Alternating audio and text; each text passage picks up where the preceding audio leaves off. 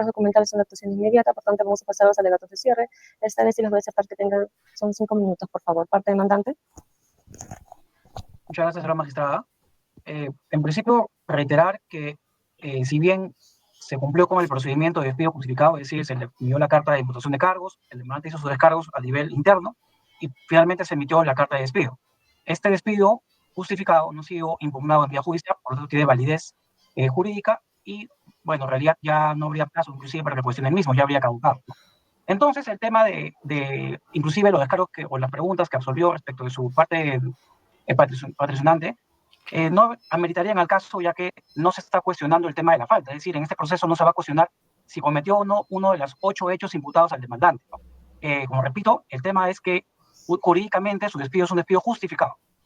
Al margen de eso, hay que tener en cuenta que el accionar del demandante que inició este procedimiento de despido justificado sí causó daños al banco de manera patrimonial, por lo que se demandó, en este caso, el daño emergente y el daño a la imagen. Daño emergente por un monto palpable, que inclusive consta en todo el cauce de procedimiento de despido justificado que adjuntamos nosotros como medio probatorio.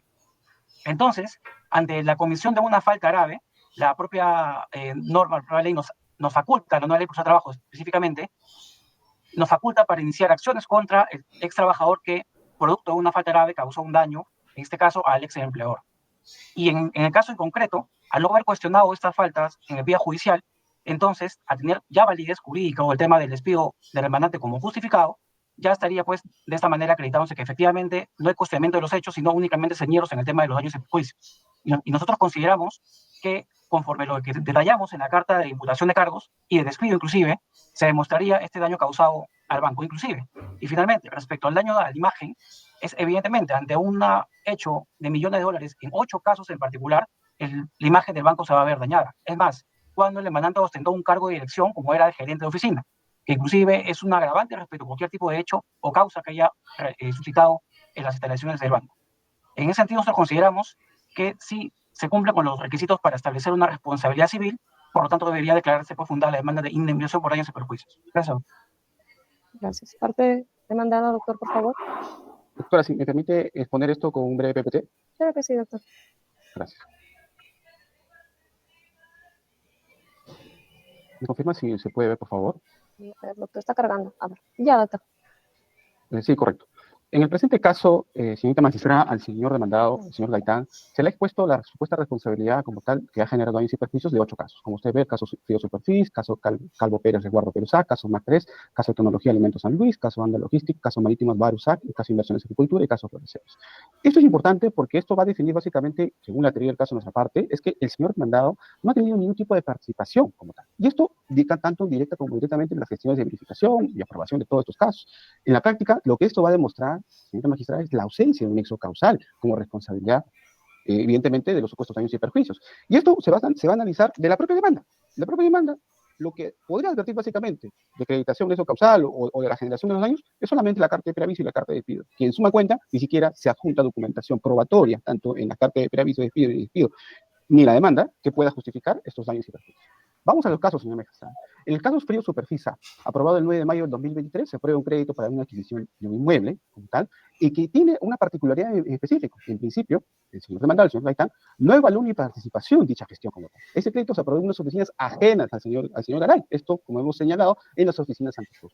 El señor demandado ha laborado en la sede de Lima Norte y ha sido justificado y probado como tal con nuestra boleta de pago. Asimismo, en este caso, se alega que hay una aprobación de un leasing inmobiliario de $4.200.000, aprobado el 28 de febrero del 2003. Nuevamente tiene esta particularidad. En principio, no hay participación directa como tal del señor demandado, porque en la misma, usted va a poder observar en la carta de despido, se advierte la participación de otras personas, que son el señor Oscar Cornejo Mendoza y Jessica Mendoza Arbosa. Y lo que es más importante, al no haber injerencia, es que se han celebrado en una oficina totalmente distinta a la que elaboró el señor demandado, el señor Gaitán. Esto, evidentemente, advierte como tal la ausencia de nexo causal de responsabilidad directamente del supuesto daño y perjuicio al señor Gaitán. El caso Pérez Resguardo Perusá, en la que se aprobó supuestamente el 16 de agosto del 2003 un leasing inmobiliario de $3.645.000. El señor demandado, tal como lo ha declarado el señor Gaitán, señala que no tuvo injerencias en esta aprobación, pese a que se situó básicamente en la sede de Lima Norte. Las aprobaciones que se establecieron bajo otros ejecutivos. Esto acreditado en las propias cartas de despido, es decir, de conocimiento propio de la institución demandada, que es el señor Alessandro Pino Silva y Roberto Arajo, gerente regional divisional.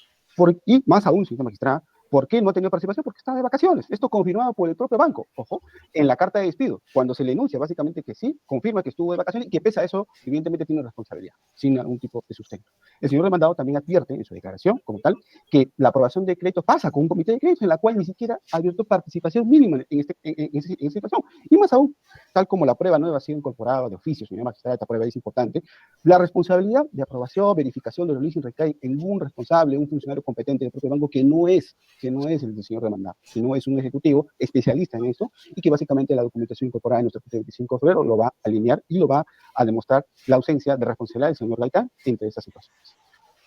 Hay que tener en cuenta que la demanda señala lo siguiente, que el demandado no cumplió con el proceso de verificación del proveedor de los bienes que son materia de leasing. Eso es importante porque estos son unos términos que ha utilizado la institución demandante en la demanda. No cumplir con la verificación del proveedor que son materia de leasing.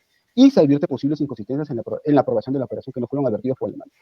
En principio, como creo que lo más importante, señor magistrado, es que hay un especialista para verificar la documentación del proveedor de leasing. Y eso ha sido acreditado por la documentación que hemos incorporado en el escrito del 25 de febrero del 2025. La aprobación fue establecida por ejecutivos del banco que no forman parte directamente e indirectamente del señor demandado, señor Alessandro Pino y Roberto Araujo. Y para la fecha de aprobación, evidentemente, estaba de vacaciones. Algo muy importante también es que este tipo de verificación de proveedor no forma parte de las funciones del señor demandante, del señor demandado. El caso MAC 3 en la que se aprueban los bienes inmuebles de $272,000 y un índice inmobiliario de $2.527.446.19. Nuevamente, con la misma particularidad que ya hemos esbozado, señorita magistrada, el señor Gaitán no participó en esta aprobación del crédito, ya que la misma se admitieron en una etapa en la cual estuvo ausente, estuvo de vacaciones. Hay ejecutivos que han participado en ello, que son la señorita Anabel y el señor Roberto Araujo, gerente regional divisional. El señor Gaitán, como tal, no tuvo injerencias en la aprobación de créditos y gestión de los mismos y se evidencia la presión de otros ejecutivos. ¿Qué es lo que dice la demanda sobre este tipo de casos?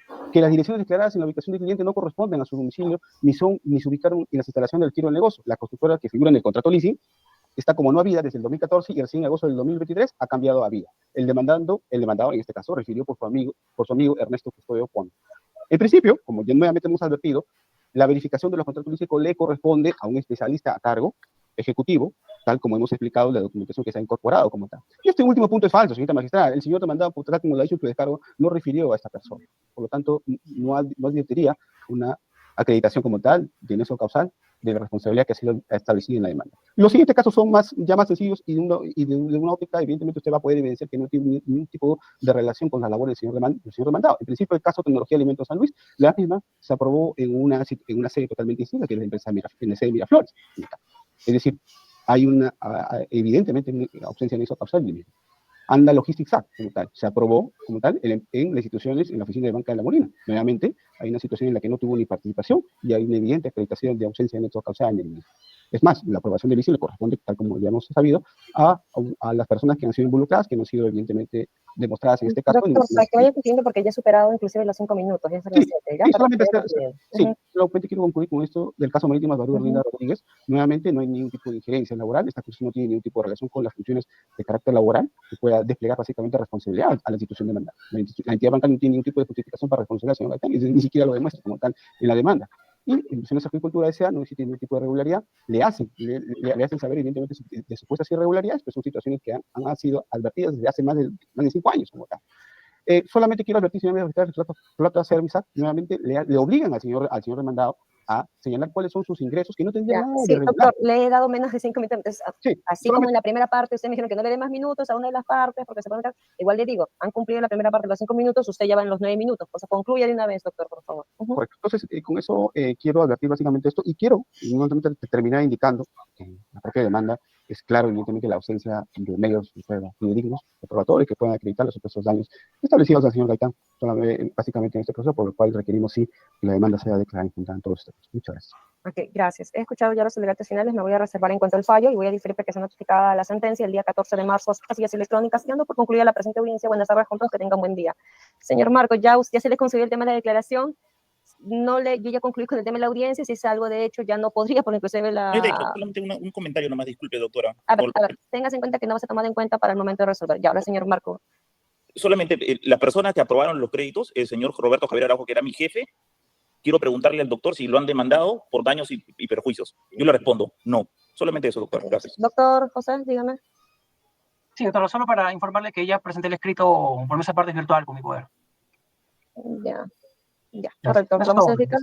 Ok, se ha concluido la presente audiencia. Que tengan buen día. Hasta luego con todos. Que tengan buen día. Hasta luego. Gracias, doctor.